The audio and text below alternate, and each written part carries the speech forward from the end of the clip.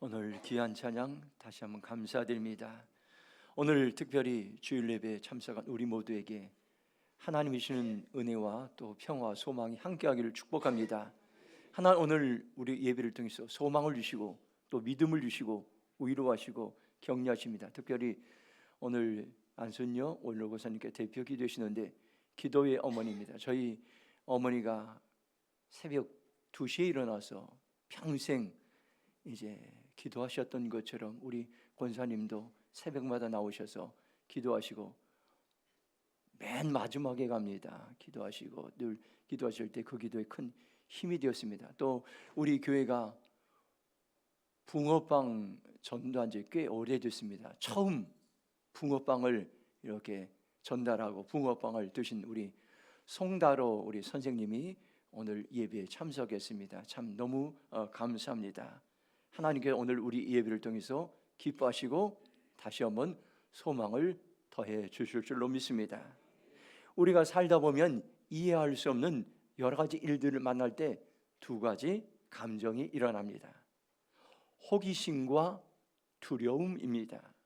지금까지 겪어본 일이 없기 때문에 단순한 호기심과 두려움이 우리에게 찾아옵니다. 제가 서울에 처음으로 부목사로 섬길 때에 호기심과 두려움이 찾아오게 되었습니다. 그때까지 서울에서 목회해본 경험이 한 번도 없어서 신학생 때도 서울에서 섬겨본 적이 없었기 때문에 서울에 대한 그런 두려움들 떠오르는 제 나름대로의 개인적인 감정들이 있었습니다. 한번 만나보시기 바랍니다. 서울 사람들은 많이 배우고 또 서울 사람들은 똑똑하고 서울 사람들은 외모가 잘생기고 교회에는 박사들도 있고 세상에서 유명하고 화려한 경력을 가진 사람들도 많이 있을 텐데 내가 과연 그런 공동체에 가서 잘 섬길 수 있을까, 이런 나름대로의 두려움들이 있었습니다. 대림교회 청년부 담당 부목사로 갔는데 청년들이 100명 정도 모였습니다. 그때까지 청년부를 한 번도 섬겨본 일이 없었기 때문에 내가 과연 청년들을 잘 섬길 수 있을까? 40이 넘었습니다. 40이 이제 넘어서 40대 중반에 갔는데 과연 잘 할 수 있을까? 여러 가지 호기심도 생기고 두려움도 생겼습니다. 하나님은 제가 서울에 있는 교회들에 대한 두려움을 이제 마음을 가진 것을 아셨기 때문에 좋은 성도들을 만나게 하셨습니다. 어떤 분은 정보통신부 장관을 역임했고 어떤 분은 중소기업 사장을 했고 또 어떤 분은 KBS 직원이었고 어떤 분들은 의사들이었고 또 어떤 분들은 학교 교장들이 많이 있었습니다. 그런데 그들은 한결같이 겸손하였고 순수하였고 복음에 열정적이었습니다. 제가 잊지 못하는 것은 그 정보통신부 차관을 역임했던 노희도 장로님이 계셨습니다. 그분은 성가대로 봉사하셨는데 얼마나 겸손히 몰랐습니다. 늘 웃으시고 화를 내는 것을 한 번도 보지 못하고 언제나 긍정적이고 언제나 만나면 격려해주고 위로해 주시는 그분이었습니다. 저는 좋은 성도들을 만나면서 서울에서도 내가 목회를 그래도 잘 할 수 있다는 그러한 자신감을 가지게 되었습니다. 서울 목회에 대한 두려움이 사라지게 됐습니다. 이처럼 좋은 성도들은 목회자들에게 위로와 큰 도움이 됩니다. 오늘 말씀도 마찬가지입니다. 교회가 처음 탄생했을 때 많은 기적들이 초대 교회에서 일어났습니다. 사람이 이성으로 이해할 수 없는 그런 많은 기적들이 일어났습니다. 안진뱅이가 일어나고 귀신들이 떠나가고 눈먼 자들이 눈을 뜨고 죽은 자들이 다시 살아났습니다. 베드로가 설교하자 하루에 3,000명, 5,000명이 회개하고 하나님을 믿게 되었습니다. 사유 재산이 인정되는 곳에서 자발적으로 성도들이 재산을 팔아 사도들 앞에 가져다 놓았습니다. 아나니아와 삽비라는 밭과 집을 팔아 헌금했는데 3시간 간격으로 남편과 아내가 죽게 되었습니다. 헌금했는데 왜 이런 일들이 일어났습니까? 공동체의 두려움들이 생기게 되었습니다. 하나님을 향한 경외감이 생겼던 것입니다. 많은 사람들이 이런 어려운 사건을 통해서 교회가 무엇인가, 교회의 본질을 생각하게 되었습니다.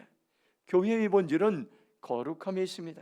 제가 지도록 훈련을 받으면서 거룩에 대한 정의를 이렇게 이제 배웠습니다. 한번 따라서 하겠습니다. 지도력을 발휘하는데 가장 중요한 태도로서 하나님께 속하여 구별되는 것이다. 거룩은 뭡니까요? 지도력을 우리가 세상에서 발휘하는데 가장 중요한 태도로서 하나님께 속하여 구별된 사람들을 거룩한 사람이라고 말씀하고 있습니다. 교회의 본질은 어디에 있습니까요?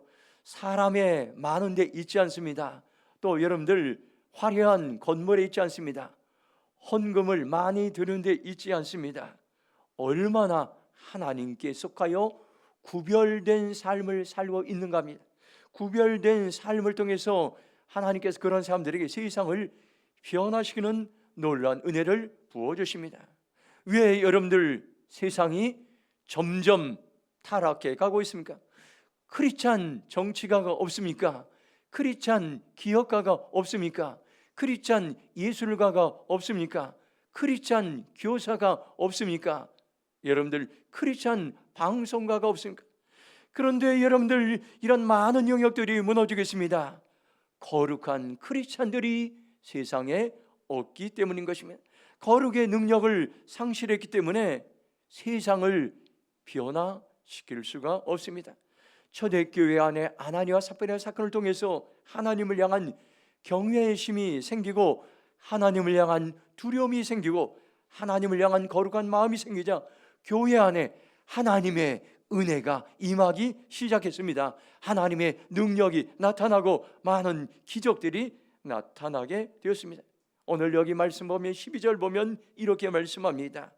사도들의 손을 통하여 민간의 표적과 기사가 많이 일어나며 믿는 사람이 다 마음을 같이하여 솔로몬 행각에 모이고 이렇게 말씀하고 있습니다. 현대인의 성경으로 12절 보면 그리고 사도들을 통해서 사람들 가운데 기적과 놀라운 일들이 많이 일어났으며 믿는 사람들은 모두 한 마음이 되어 솔로몬 행각에 모이곤 하였다 이렇게 말씀하고 있습니다. 교회가 거룩해지자 하나님의 능력이 나타나고 많은 기적들이 교회 공동체 안에 일어나게 되었습니다. 백성들 가운데 많은 표적과 놀라운 일들이 일어났는데 그들은 한 마음 한 뜻이 되어서 솔로몬 행각에 모이기 시작했습니다. 사람들은 기적에 대한 두 가지 극단적인 생각들이 있습니다. 하나는 기적은 세상에 없다는 것입니다. 과거로 증명되지 않은 것은 기적은 없다고 말합니다. 갈릴리 가나에서 예수님께서 물로 포도주를 만든 사건은 실제 사건이 아니라 꾸며낸 이야기고 가짜라고 사람들은 말하고 합니다. 어떻게 이런 일들이 일어날 수 있을까 의문을 제기합니다. 그럴듯한 논리입니다. 그러나 기적은 사람의 이성과 지혜와 경험과 능력을 뛰어넘어 하나님의 역사하시는 능력인 것입니다. 하나님은 어떤 분입니까요? 세상을 창조하시고 만물을 창조하시고 사람을 창조하시고 역사를 이끌어 가시는 살아계신 하나님입니다. 다른 한편으로 어떻습니까? 기적을 대할 때 오직 기적만을 바라고 오직 기적이 일어나야 참된 신앙이라고 생각할 때가 있습니다. 이것도 아주 위험하고 극단적인 생각입니다. 하나님은 기적을 베푸시기도 하시고 기적을 베푸시지 않으시기도 합니다. 기적은 내 뜻과 상관이 없습니다. 왜 하나님이 저와 여러분에게 때때로 기적을 베풀어 주시고 기적을 보여주십니까요? 기적을 통해서 믿음을 주시기 위한 것입니다. 기적을 베푸신 하나님은 때로는 죽을 병에서 고쳐주시고 하나님의 많은 능력을 부어주시고 우리의 인간의 힘으로 해결할 수 없는 문제들을 해결해 주십니다. 기적을 베푸시는 목적은 믿음을 주시기 위한 것인 것입니다. 우리는 살아가면서 기적을 경험할 때가 참으로 많이 있습니다. 그때 여러분들 우리가 믿음을 가질 때입니다. 믿음으로 반응할 때인 것입니다. 어떤 사람들은 죽을 병에서 하나님의 은혜로 기적같이 살아나서, 그런데 믿음이 생긴 것이 아니라 얼마 지나지 않아서 그 하나님의 은혜를 다 잊어버리고 옛날의 모습으로 돌아가는 사람들도 종종 있습니다. 하나님이 기적을 베풀어 주실 때 믿음으로 반응하시기 바랍니다. 하나님이 기적을 베풀어 주실 때에 믿음의 사람으로 변화되시기 바랍니다. 그러면 우리의 믿음이 성장하고 성숙할 수가 있습니다. 저는 오늘 이 말씀을 준비하다가 우리 교회 공동체가 거룩한 공동체로 변화되면 하나님의 능력이 무한대로 임할 수 있다는 것을 알게 되고 깨닫게 되었습니다. 하나님의 능력이 우리 교회에 임하면 죽었던 영혼들이 다시 살아나고, 하나님의 능력이 우리 교회에 임하면 방황하던 영혼들이 다시 회복되고, 하나님의 능력이 우리 교회에 임하면 침체된 영혼들이 다시 살아날 수 있습니다. 저는 이 말씀을 준비하다가 이렇게 기도했습니다. 하나님, 우리 교회 사역자들, 장로님들, 권사님, 속장님, 청년들 통해서 다시 거룩한 삶을 살게 하셔서 기적과 능력을 경험하며 살아가게 하옵소서. 기도하는 시간을 가졌습니다. 우리 교회 목회자들에게, 사역자들에게 하나님이 주시는 능력이 임하길 바랍니다. 권사님들에게 하나님이 주시는 능력이 임하길 바랍니다. 속장님들에게 하나님이 주시는 능력이 임하길 바랍니다. 우리 청년들에게도 하나님이 주시는 능력이 임하길 바랍니다. 선교할 때 능력이 임하고, 전도할 때 하나님의 능력이 임하고, 구제하고 봉사할 때 하나님의 능력이 임하고, 귀신을 쫓아내는 능력이 우리 안에 일어날 것입니다. 이처럼 여러분 교회 안에 기적과 놀라운 일들이 많이 일어날 때 어떤 일들이 일어나는가, 오늘 성경 말씀은 세 가지를 말씀하고 있습니다. 한번 사도행전 5장 13절 말씀 같이 읽겠습니다. 시작. 그 나머지는 감히 그들과 상종하는 사람이 없으니 백성이 칭송하더라. 아멘. 첫 번째로 기적과 놀라운 일들이 일어났을 때 공동체에 세상 사람들로부터 칭찬을 받는 일들이 일어났습니다. 성도들은 기적과 놀라운 일들이 교회 안에 일어나자 한 마음이 되어 모이기에 힘썼습니다. 모이기를 사모하고 한 마음이 되어서 하나님을 예배했습니다. 이것을 본 세상 사람들은 교회를 칭찬하기 시작했습니다. 여기 백성이 칭송하더라, 이 말은 백성들이 성도들을 존경했다는 것입니다. 백성들이 성도들을 크게 칭찬했다는 그런 의미입니다. 어떻게 세상 사람들에게 초대교인들이 칭찬을 받았습니까요? 성도들의 살아가는 삶이 변화되고 달라졌기 때문인 것입니다. 성도들이 이전과는 다른 변화된 그러한 말과 언어와 행실을 하고 변화되었습니다. 변화된 사람들을 바라보는 세상 사람들의 그 시각이 달라졌습니다. 세상 사람들은 성도들을 존경하고 크게 칭찬하기 시작했던 것입니다. 교회 밖에 있는 사람들은 교회를 우습게 볼 수가 없었습니다. 교회 밖에 있는 사람들은 하나님이 살아계시다는 것을 그들이 눈으로 보고 경험하게 되었습니다. 오늘 우리의 공동체 안에 성령님이 임하고 능력이 임하고 우리의 삶이 변화되면 세상 사람들은 감동을 받고 저와 여러분들을 칭찬할 것입니다. 우리가 방언을 하고 예언을 하고 큰 권능이 있을지라도 우리의 삶이 변화되지 않는다면 세상 사람들 우리를 칭찬하지 않습니다. 우리 교회는 주변 사람들의 칭찬에 의해서 우리의 교회가 변화된 공동체인가 성숙한 공동체인가 우리는 점검해 볼 수가 있습니다. 로마서 12장 2절 말씀 한번 같이 읽도록 하겠습니다. 함께 읽겠습니다. 시작. 너희는 같이 읽겠습니다. 시작. 너희는 이 세대를 오직 마음을 새롭게 함으로 변화를 받아 하나님의 선하시고 기뻐하시고 온전한 뜻이 무엇인지 분별하도록 하라. 로마서 12장 2절 보면 너희는 이 세대를 본받지 말고 오직 마음을 새롭게 함으로 변화를 받아 하나님의 선하시고 기뻐하시고 온전한 뜻이 무엇인지 분별하도록 하라고 말씀하겠습니다. 지금이 저와 여러분들 변화될 때인 것입니다. 제가 우리 대림평화교회 부임한 지 이제 10년이 되었습니다. 10년 동안 제가 우리 성도님들 많이 지켜보았습니다. 어떤 사람들은 끊임없이 변화되고 있고 또 변화되려고 몸부림치고 있고, 어떤 사람들은 여전히 아직도 변화되지 않은 사람들을 보게 됩니다. 저도 말씀을 준비하면서 내 안에 변화된 모습이 무엇인가, 하나님을 향한 갈급한 갈망하는 마음, 기도하는 마음, 예배하는 마음, 또 말씀을 읽는 듣는 이런 일에 나도 부지런히 변화되어야 되겠다는 그런 마음을 하나님께서 주셨습니다. 어떻게 하면 우리가 여러분들 변화된 삶을 살 수 있습니까요? 여기 한 가지 비결입니다. 오직 마음을 새롭게 하는 것입니다. 한번 따라서 하겠습니다. 오직 마음을 새롭게 하는 것입니다.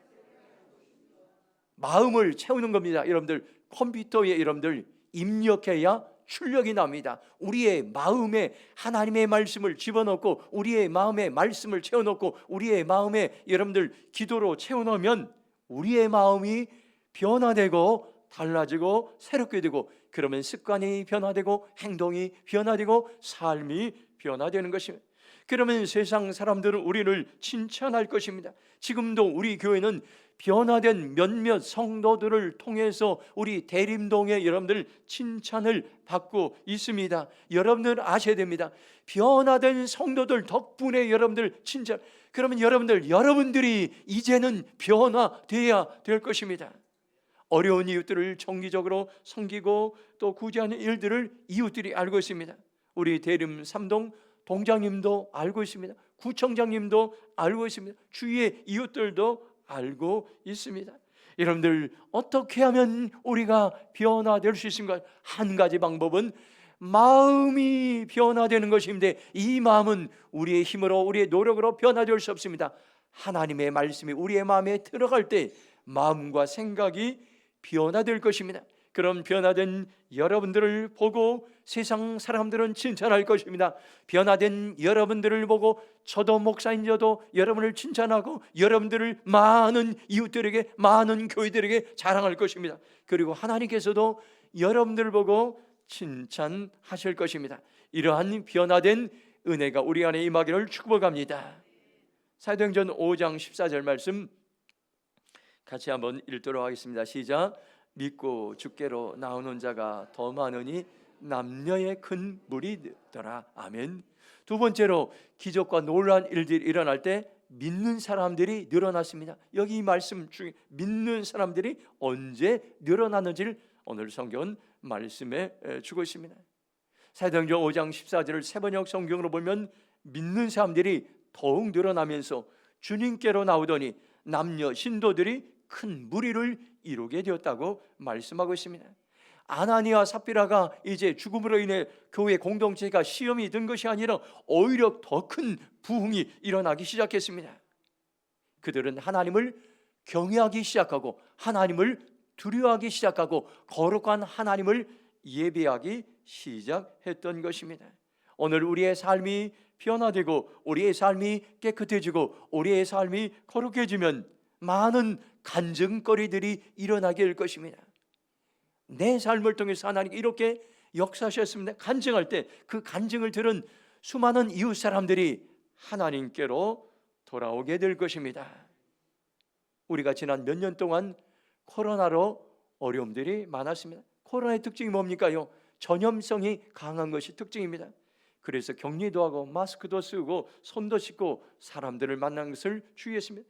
신앙생활의 가장 중요한 특징은 전염성이 있다는 것입니다. 언제 내가 믿는 하나님에 대한 신앙이 가족에게 전염되고 이웃에게 전염되고 동네에 전염될 수 있습니까요? 한 가지 방법은 내가 진짜 크리스찬으로 살아갈 때, 그 생명력이 있을 때 내가 만난 예수, 나를 변화시킨 예수, 나를 살린 예수를 세상에 전할 수 있다는 것을 여러분들 기억하시기 바랍니다.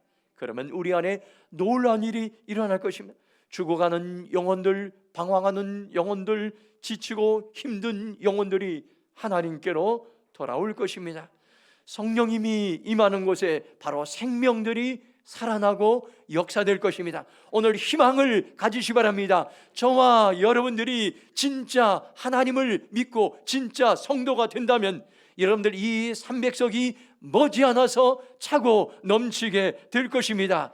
어린이들이 예배할 것입니다. 이곳에서 청년들이 예배할 것입니다. 이곳에서 청소년들이 예배할 것입니다. 이곳에서 장년들이 예배할 것입니다. 이곳에서 노인들이 예배할 것입니다.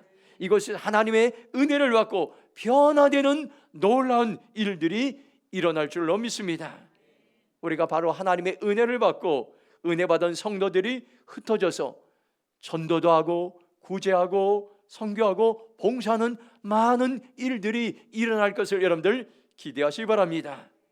교회 안에 많은 일들이 일어날 때 어떻습니까? 그 중심에 살아계신 하나님, 살아계신 하나님의 은혜를 체험했습니다. 우리가 여러분들 어떻게 고백했습니까? 아브라함은 어떻게 고백합니까? 하나님은 어떤 분입니까?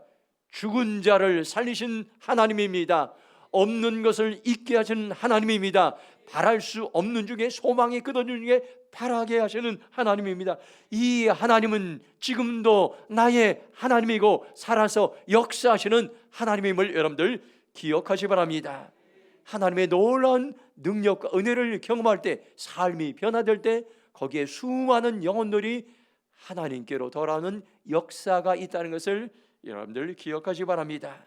마지막으로 사도행전 5장 16절 말씀 같이 읽겠습니다. 시작. 예루살렘 부근에 수많은 사람들도 모여 병든 사람과 더러운 귀신에게 기름을 받는 사람을 데리고 와서 다 나음을 얻으니라. 아멘. 세 번째로 주실 말씀은 기적과 놀라운 일들이 많이 일어날 때 치유가 일어났음을 오늘 우리에게 말씀해 주겠습니다. 바로 하나님께서 이 공동체 안에 병든 자들을 고쳐주시는 그러한 많은 일들이 수많은 사람들이 여러분들 몰려오기 시작해서 환자들과 더러운 귀신들에게 고통당하는 사람들 데리고 와서 모두 고침을 받아 메시지 성경을 보면 사도행전 5장 16절 예루살렘 인근의 여러 마을에서 사람들이 아픈 사람과 귀신 들린 사람들을 데리고 몰려나왔다. 그들은 모두가 나았다고 이렇게 말씀하겠습니다. 다 나음을 얻으니라. 이 말씀이 저와 여러분에게 주는 소망의 말씀이 되길 바랍니다. 사도들에게 왔던 병든 사람들과 악한 귀신들에 들린 사람들을 데리고 왔는데 그들은 모두 고침을 받았다고 말씀하겠습니다. 다 나음을 얻으니라. 이 말씀을 NIV 영어 성경에서는 All of them were healed, 이렇게 모든 사람들이 고침을 받았다고 이렇게 말씀하고, 하나님의 마음이 있습니다. 하나님은 우리가 다 치유받기를 원하십니다. 하나님은 우리가 다 구원받기를 원하십니다. 하나님은 우리가 다 회복되기를 원합니다. 하나님은 우리 모두가 다 다시 한번 열정적인 사람으로 회복되기를 원합니다. 여기 보니 다 나음을 얻어. 이 말씀은 우리가 계속 묵상해야 될 말씀입니다. 여러분이 문제가 있고 여러분들이 고통을 당하고 여러분이 신음하고 여러분이 신음하는 것들을 하나님은 알고 계십니다. 다 나음을 받으니라. 이 말씀에 능력이 있음을 여러분들 기억하시고 이 말씀을 믿음으로 선포하며 나가기를 축복합니다. 사도행전 5장 15절 보면 심지어 병든 사람을 메고 거리에 나가 침대와 요위에 누이고 베드로가 지나갈 때에 혹 그의 그림자라도 누구에게 덮일까 바라고 이렇게 말씀하게. 사람들은 베드로가 다니는 길에 병든 사람을 메고 거리에 나가 침대와 요위에 누였습니다. 베드로 오기를 간절히 기다렸던 겁니다. 베드로가 지나가는 길에 베드로의 그림자라도 스치면 나을 것이라는 갈급한 마음들이 있었던 것입니다. 저와 여러분들 하나님의 은혜로 우리는 살아가고 있습니다. 하나님의 은혜가 아니면 우린 하루라도 건강하게 살아갈 수가 없습니다. 우린 참으로 연약한 존재입니다. 영등포지방 연합 사경의 저녁 집회에 이제 복음성과 강사 목사님이 오셔서 3일 동안 찬양을 부르고 자기 삶에 대한 간증을 했습니다. 그 중에 마음에 새겨진 것이 있습니다. 목사님이 오래전에 결혼하기 전에 데이트할 때의 일이었습니다. 청량리 정신병원에 애인이 간호사로 근무했는데 그곳에 가서 벤치에 앉아 있었는데 6층 정신병원에서 창문을 열고 우는 한 사람을 발견하게 됐습니다. 그리고 그 목사님은 그때 충격을 받게 됐습니다. 내가 건강하게 살아있다는 것이 얼마나 소중한가를 알게 되었던 것입니다. 어떤 사람은 인생에 한 번 밖에 나와 보는 것이 소원인 사람도 있습니다. 어떤 사람은 인생에 한 발짝이라도 걸어보는 것이 소원인 사람도 있습니다. 어떤 사람은 한 번 먹어보는 것이 소원인 그런 사람도 있습니다. 이들을 생각할 때 이 목사님은 내가 까불지 말고 겸손하게 살아야겠다고 결심했다는 간증을 들었습니다. 오늘 저와 여러분들, 하나님의 은혜가 아니면 우리는 살아갈 수 없습니다. 은혜 아니면 살아갈 수 없네. 찬양의 이 가사가 우리에게 잔잔한 감동이 됩니다. 은혜 아니면 살아갈 수가 없네. 호흡마저도 주의 것이니 세상 평안과 위로 내게 없어도 오직 예수뿐이네. 크신 계획 다 볼 수 없고 작은 고난에 지쳐도 주께 묶인 나의 모든 삶 버티고 견디게 하시네. 이런 글귀가 그렇습니다. 하나님의 은혜가 아니면 우리는 하루라도 내 힘으로 살아갈 수가 없습니다. 건강도 내 것이 아닙니다. 재물도 내 것이 아닙니다. 사업장도 내 것이 아닙니다. 가정도 내 것이 아닙니다. 자녀들도 내 것이 아닙니다. 남편도 내 것이 아닙니다. 아내도 내 것이 아닙니다.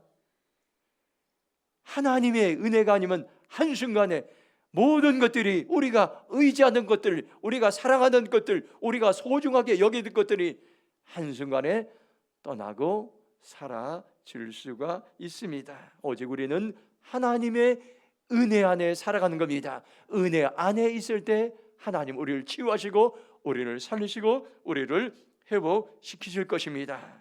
지금은 우리가 어느 때를 살아가고 있습니까요? 하나님을 경외할 때입니다. 하나님을 두려워할 때입니다. 거룩하신 하나님의 이제 우리가 다시 한번 기억하며 거룩한 삶을 살아갈 때인 것입니다. 그러면 우리 안에 기적과 놀라운 일들이 일어날 것입니다. 그러면 우리는 반드시 변화될 것입니다. 변화된 사람들을 통해서 세상 사람들은 칭찬을 하고 믿는 사람들이 늘어나고 치유의 은혜가 우리 안에 일어나게 될 것입니다. 오늘 하나님께 주신 이 말씀을 다시 한번 기억하면서 우리의 공동체가 주님 기뻐하시는 이런 공동체로 세워질 수 있도록 하나님께 나아가 하나님의 능력을 사모하는 변화된 삶을 살아가길 주님의 이름으로 축원합니다. 기도하겠습니다. 우리 한번 동성으로 기도하겠습니다. 하나님께서는 오늘 우리에게 은혜를 베푸시곤 합니다. 어떤 사람들에게 은혜를 베푸시곤 합니다. 하나님을 경외하는 자들, 하나님을 두려워하는 자들, 거룩한 삶을 사는 자들에게 하나님의 은혜를 부어주시고 변화의 삶을 살게 하시고 큰 능력을 부어주십니다. 주님, 제가 이러한 삶을 살기로 결정합니다. 나를 새롭게 변화시켜 주시옵소서. 주일처럼 통성으로 기도하며 나가겠습니다. 주여, 아버지 하나님 감사합니다. 오늘 우리에게 소망의 말씀을 주심을 감사합니다. 오늘 우리에게 생명의 말씀을 주심을 감사합니다. 오늘 우리에게 아버지 하나님 은혜의 말씀을 주심을 감사합니다. 아버지 하나님 우리를 변화시켜 주시옵소서. 나를 변화시켜 주시옵소서. 나를 새롭게 하여 주시옵소서. 내가 하나님을 경외하는 자로 나가기 원합니다. 하나님을 두려워하는 자로 나가기 원합니다. 거룩한 삶을 살기로 결정합니다. 나의 말과 언어와 행실이 변화되게 하시고 새롭게 되시고 고쳐지게 하시고 달라지게 하시고 아버지 하나님 새롭게 될 수 있도록 주님 도우시고 은혜 내려주시옵소서. 하나님의 능력을 부어주시옵소서. 하나님의 능력을 부어주시옵소서. 거룩한 자들에게 하나님의 능력을 부어주시옵소서. 아버지 거룩한 자들에게 아버지 하나님의 능력을 부어주시옵소서. 변화되게 하시고 습관이 변화되게 하시고 행동이 변화되게 하시고 언어가 변화되게 하시고 삶이 변화된 놀라운 역사가 날 수 있도록 성령님 도와주시옵소서. 하나님 감사합니다. 오늘 우리의 자신을 돌아보게 하심을 감사합니다. 다시 한번 하나님을 경외하는 삶을 살기로 결정합니다. 하나님을 두려워하는 삶을 살기로 결정합니다. 거룩한 삶을 살기로 결정합니다. 우리 안에 하나님의 능력을 부어 주시옵소서. 세상의 모든 절망과 문제와 고난을 돌파할 수 있는 권세와 능력을 보셔서 우리의 삶이 변화되어서 살아계신 하나님을 증거할 수 있도록 우리를 사용하여 주시옵소서. 감사하며 축복하며 예수님의 이름으로 기도했습니다. 아멘.